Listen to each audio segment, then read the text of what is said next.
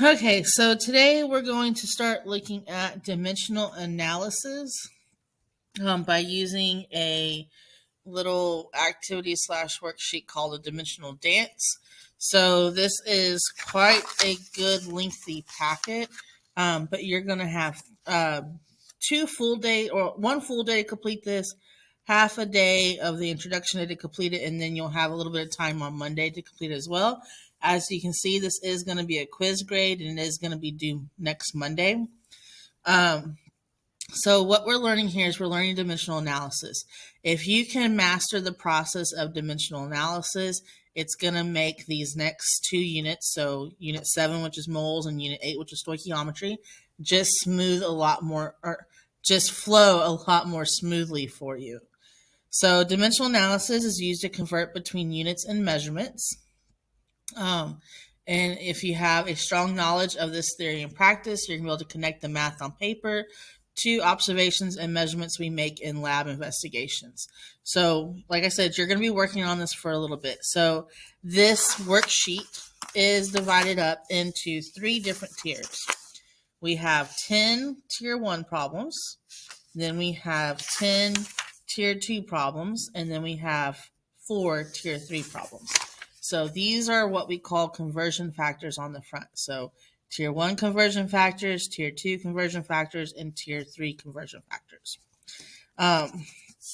So when you're on tier 1, you use tier 1. When you're on the tier 2 problems, it's tier 2. When you're on tier 3, it's tier 3. You could use a little bit of tier 2, but it's going to be tier 3. If you're using both, it'll let you know. So on tier 1, we're going to go ahead and jump into this. So for tier 1, you have to complete all 10 of these. So I'm going to do 2 of these with you. So that's going to leave 3 for you to complete. So we're going to go through this. So the first one I'm going to go ahead and complete is I'm going to complete this problem right here. So this is one that I'm doing for you. So what we are doing is we're going to be converting between units and measurements. That's what we're going to be converting between.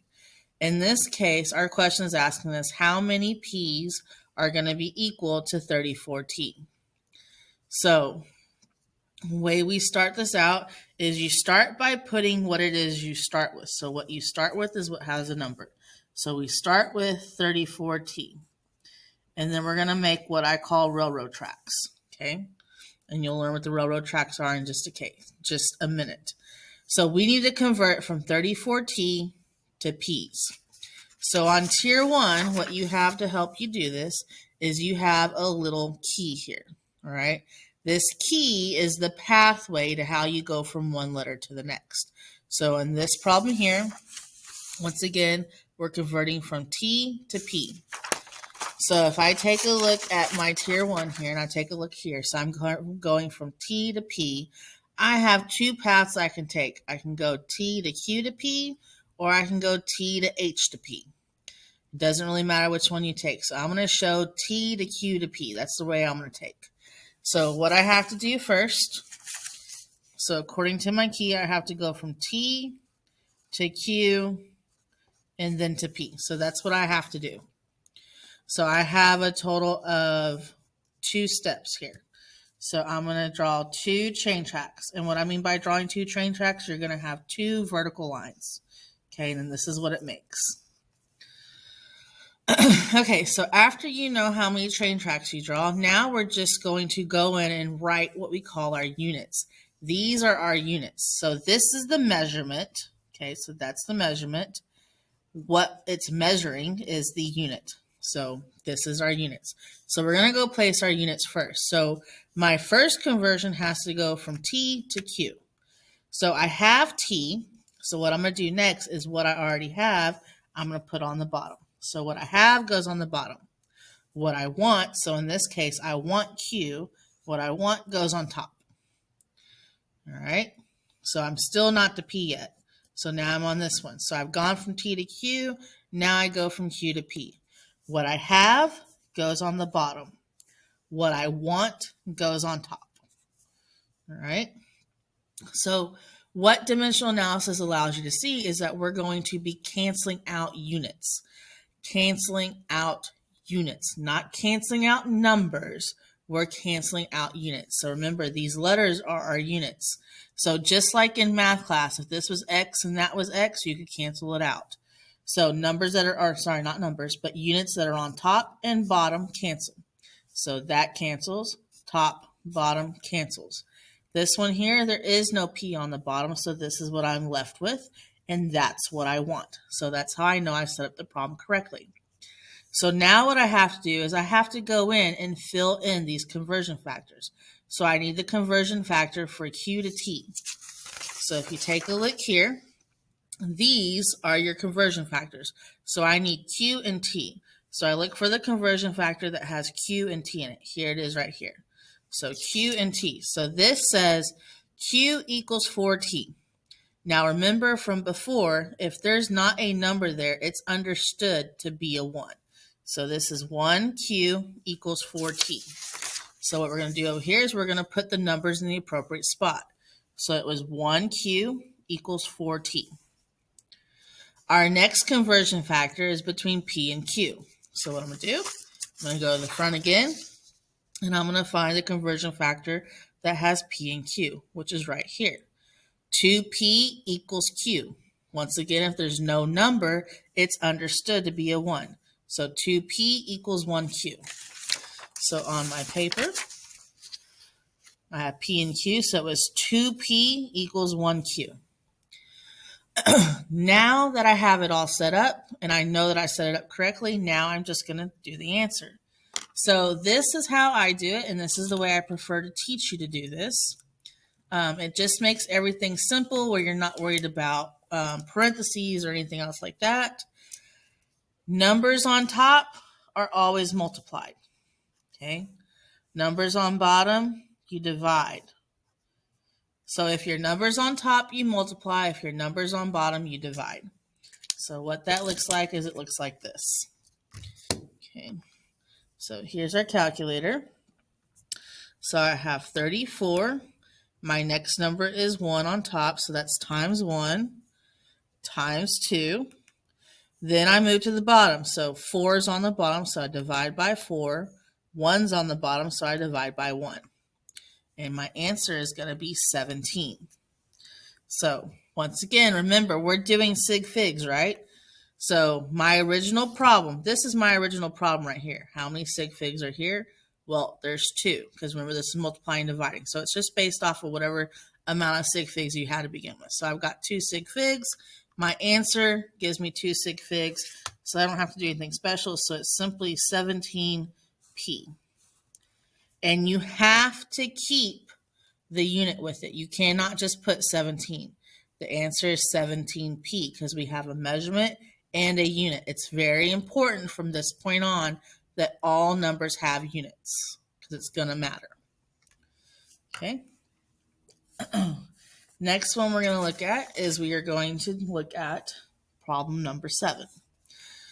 So we're still doing the same thing. I'm just doing another problem with you. So this time we're converting 190e into W. So we want to know how many W's are in 190e. So what I start with goes ahead and gets written. So 190e is what I start with. I'm going to go ahead and start my train track. You always have at least one train track. Remember, the number of train tracks is based on your vertical line. So then we need to go to our key, and I want E and W. So I got to go from E to W. So this is my pathway.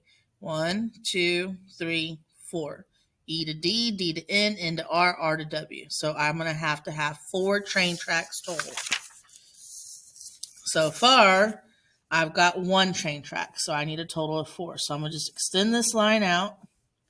So 1, 2, 3, 4. Extend that line a little bit more. All right. So we're going to put what our pathway is here. So we're looking here. So we're going to go E to D. So we go, and this just keeps you straight. So we go E to D. And then after D, we go to N. We go to N. Still not at W yet. And then after N, we go to R and then to W. So we go N to R to W. So Now we set up our train tracks. Remember, we're just putting our units. These are our units. This is the measurement. This is our units. What I have goes on the bottom.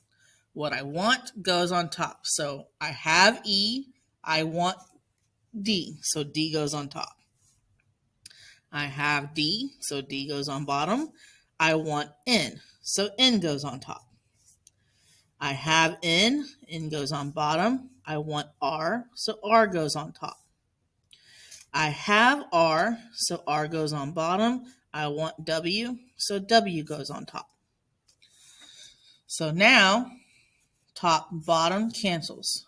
Top, bottom cancels. Top, bottom cancels. Top, bottom cancels. This is the only thing we have left, which is what I was asked to find. So I want to know how many W's, so I know I have it set up correctly.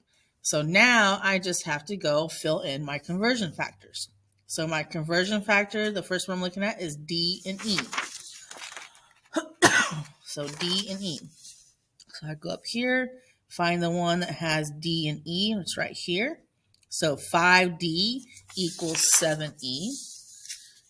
So 5D equals 7E. My next conversion factor is N and D. So I go back, look at my conversion factors, and I'm looking for N and D, which is this one right here. Remember, if there's no number, it's understood to be a 1. So N and D, 1N equals 4D. So I go back to my paper. 1N equals 4D. Then I'm moving on. My next one is R and N. So I go here. I'm looking for R and N. Here it is. 3N equals 2R. So 3N equals 2R. So R is on top. So 2R, 3N. So make sure you match the numbers up correctly. Last one, W and R. So I'm looking for the conversion factor that has W and R. And that's right here. So remember, no number. It's understood to be a 1. Sorry, so it's understood to be a 1. Okay, so 1R equals 3W. So we go back to our paper. 1R equals 3W, so 1R equals 3W. So now we just go in and we do the math. Remember, numbers on top get multiplied, so every number on top is multiplied. Every number on bottom is divided. So divide, divide, divide, divide. So we're going to put this into our calculator here.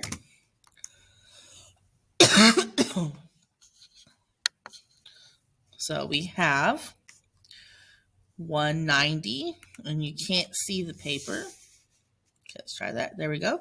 So we have 190 times 5 times 1 times 2 times 3. Divide by 7. Divide by 4. Divide by 3. Divide by 1. And the answer we get is this weird number over here. So we need to turn this number into a regular number. So you're going to go there and you're going to choose it. And when you do that, you're going to hit Control. See this little, this means approximately, so it's going to give you the decimal. So you're going to hit Control, Enter, and that gives you a decimal. So what we need to do now is figure out how many sig figs are we supposed to round to. Well, our original number is 190. There's only 2 sig figs here, so I can only use 2 sig figs in my answer. So this is what the calculator gives me. I need 2 sig figs, so here's my second sig fig. So the number after it's an 8, which rounds it up. So it's going to be 68. So it equals 68W. And that's how you do Tier 1. So Tier 1, you set it up. You use the key to know what your pathway is. And it really does help if you write out next to your problem what your pathway is. Remember, these are your units. What you want is on top. What you have is on bottom. So it basically goes top, bottom, until you get to the last one.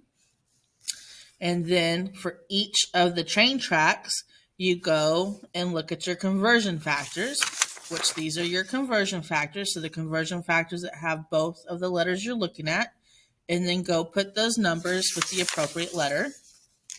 So for instance, D and E, we went to the front, found the conversion factor that has D and E, which was this one right here.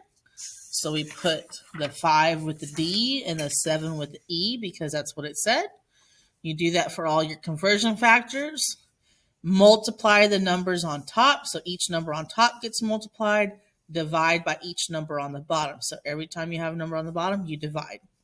And then just check your last answer for sig figs.